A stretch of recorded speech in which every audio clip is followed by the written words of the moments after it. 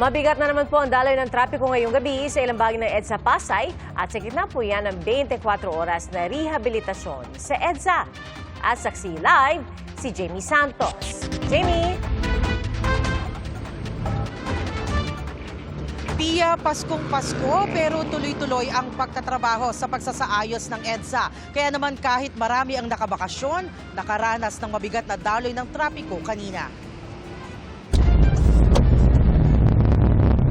Gabi na at Pasko pa pero todo kayod sa pagtatrabaho ang mga tauhan ng DPWH na inabutan namin na nagkukumpuni ng kalsada sa bahagi ng EDSA Pasay Corner Rojas Boulevard.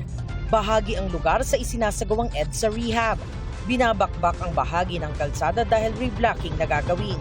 Kaya naman nagiging mabagal ang usad ng mga sasakyan. Alas 4 ng hapon, bumagal din ang daloy ng trapiko sa bahagi ng southbound ng EDSA sa Guadalupe. Isinara rin sa bahaging ito ang bus carousel lane kaya napipilitan ng mga bus na makisiksik sa lane ng mga pribadong sasakyan. Kasi holiday ngayon, so parang mas mabilis. Definitely, balik tayo dedicated lane. Bukas may pasok na parang gamit yung second innermost lane. Nagsasagawa rin ng asphalt overlay sa inner lane ng EDSA. Halos 2 lane na lamang ang nadaraanan. Umabot hanggang Buendia ang traffic sa southbound lane kanina.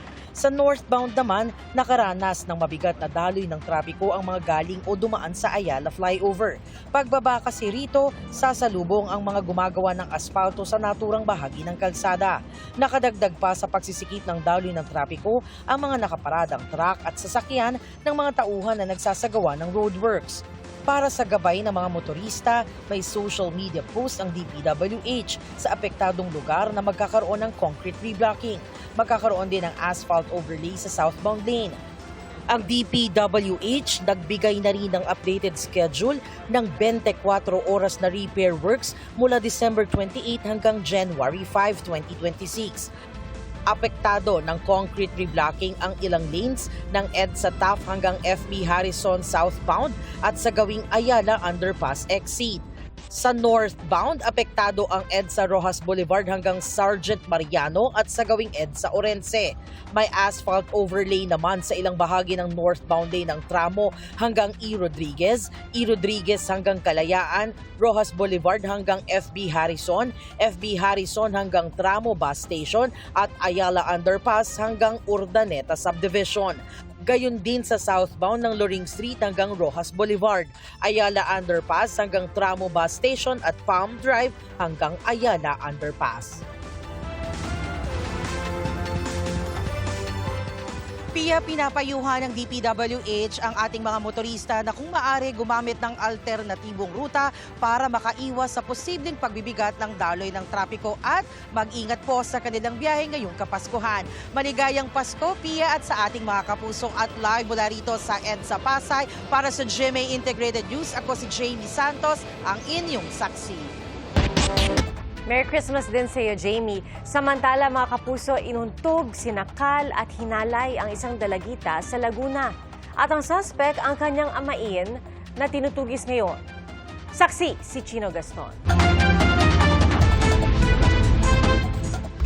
Duguan, balisa at halos hindi makausap ng datnan ng mga pulis sa PAMI Laguna ang dalagitang ito habang nakaupo sa tabing kalsada alas 9 ng umaga kahapon December 24. Ayon sa sumbong sa pulisya, pagabang na lumabas ang babae mula sa isang water pumping station malapit sa lugar. Base sa investigasyon ng pulisya, galing sa bahay nila sa bayan ng Mabitak ang minor de edad na biktima para bumili ng pangregalo sa kalapit na bayan ng Siniloan nitong Martes. Pero imbis na dumiretso sa Siniloan, dinala siya ng amain sa isang masukal na lugar at doon hinalay. Inuntog pa umano ng sospek ang ulo ng biktima at sinakal habang hinahalay. Pagkatapos ng pangahalay, dinala siya ng amain sa water pumping station at doon iniwan. Nananatili sa paggamutan ng biktima na isang high school student.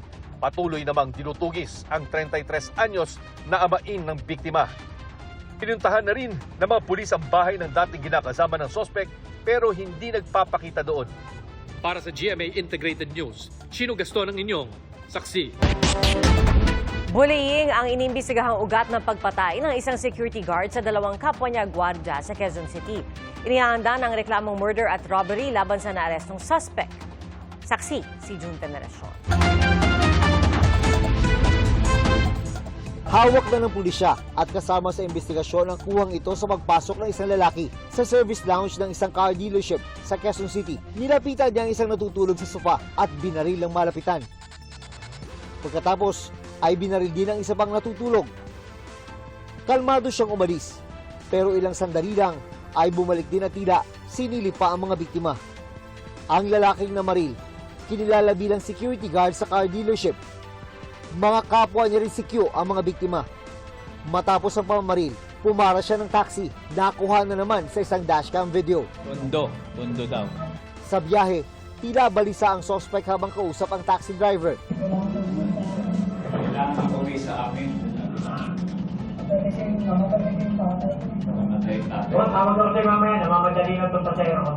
Nahanap ng mga pulis ang taxi at nakausap ang driver. Kaya nagkaroon sila ng magandang lead sa investigasyon. 20 oras matapos ang krimen, naaresto sa Tondo, Maynila ang suspect kaninang umaga. Aminado rin siya na nagawa niya yon dahil po sa parang binubuli po siya nung dalawang victims natin at before the incident parang nagkaroon ng suntukan at hindi niya yata kinaya kaya inabangan niyang matulog, magpahinga at doon niya nagawa po ang krimen na to.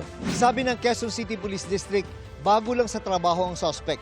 Nagtanim daw ito ng galit sa mga biktima na mas senior sa kanya bilang gwardya dahil sa pambubuli at panglalamang sa trabaho na sinasabing naging dahilan kaya siya namaril. Ang isang biktima may tama ng bala sa ulo. Sa leeg naman napuruhan ang isa pa. Hawak na ng mga otoridad ang service firearm na ginamit ng gwardya sa pamamaril. Base sa investigasyon, nag-inuman ang mga biktima at ang suspect bago pamamaril. Nang makatulog ang mga biktima, nakahanap ng tiyempong suspect para umano gumanti. Pagputok doon sa unang victim, hindi po naggising agad yung second Halos magkatabi lang siya. Kaya kung hindi ka lasing, siguro pag narinig mo yung ganong kalakas na putok, katabi lang, mga 2 meters away lang, magigising ka, makakapag-react ka. Itinanggi naman ng live-in ng isa sa mga nasawing gwardya ang aligasyong pambubuli na ibinasi niya sa mga kwento ng kinakasama bago mamatay. Ang totoo, minasama umano ng suspect ang pagkakatalaga sa partner niya bilang officer in charge ng mga gwardya. Super close sila, bakit sasabing bully? Na para silang magkakasama lang na wala sa trabaho, share sa ulam. Binalak pa naman ang kinakasama ni Marlene na mag-undertime para sa sarili nilang salo-salo sa bahay kahapon. Pero sa halip na masayang pagsasama-sama, sa punirari sila ngayon magpapasko. Sana naman makonsensya ka, nandyan na yan, ano pang magagawa namin, pero kailangan mo rin pagdusahan dahil nagdudusa ang pamilya niya ngayon. Paskong Pasko, 24, inaantay ng pamilya niya, yung pala ganun na. Inihahanda na ang reklamong 2 counts of murder at robbery laban sa suspect na sinusubukan pa naming makuha na ng pahayag.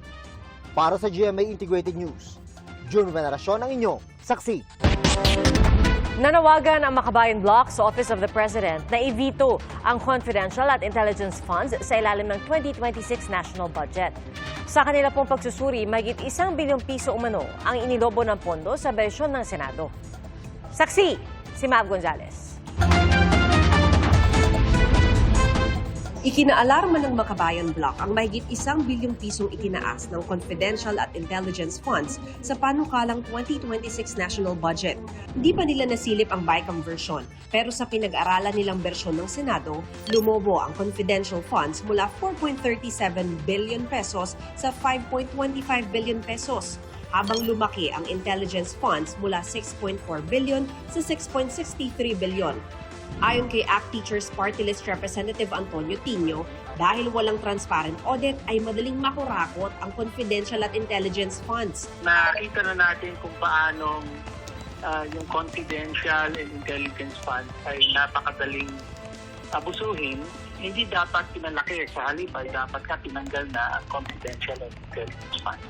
Dapat lahat ng pondo ng gobyerno dumadaan sa transparent audit process. Para sa 2026, pinakamalaki ang nakuha ng Office of the President na aabot sa 4.56 billion pesos na pinagsamang Confi at Intel funds. Kalahati ng intelligence funds ay nasa presidente. May ibang paraan para maprotektahan yung mga national security and other concerns. Hindi sa pamamagitan ng paggawang secret nung paggamit sa pondo. Naging triple naman ang confidential funds ng Bureau of Customs at DILG Office of the Secretary sa bersyon ng Senado mula sa National Expenditure Program. Dumoble naman ang confi funds ng DOJ Office of the Secretary at National Bureau of Investigation. Sa unang pagkakataon, may confi funds na rin ng Anti-Red Tape Authority. Tumaas din ang intel funds ng Philippine National Police at Armed Forces of the Philippines.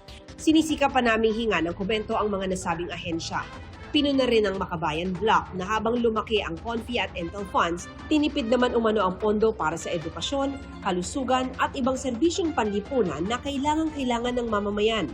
Panawagan nila, Ilito ng Presidente ang confidential and intelligence funds. Bagaman alam natin na hindi niya gagawin yan dahil siya ang pangunahing nakikinabang dito. hinihingan pa namin ng komento si Senate Finance Committee Chairman Senador Will Gatchalian kaugnay ng tumaas na confi at intel funds. Para sa GMA Integrated News, ako si Mav Gonzalez, ang inyong saksi. Halos 700 matagal ng wanted ang inaresto ng mga pulis Calabarzon sa magkakahiwalay na operasyon. Saksi, si John Consulta, exclusive.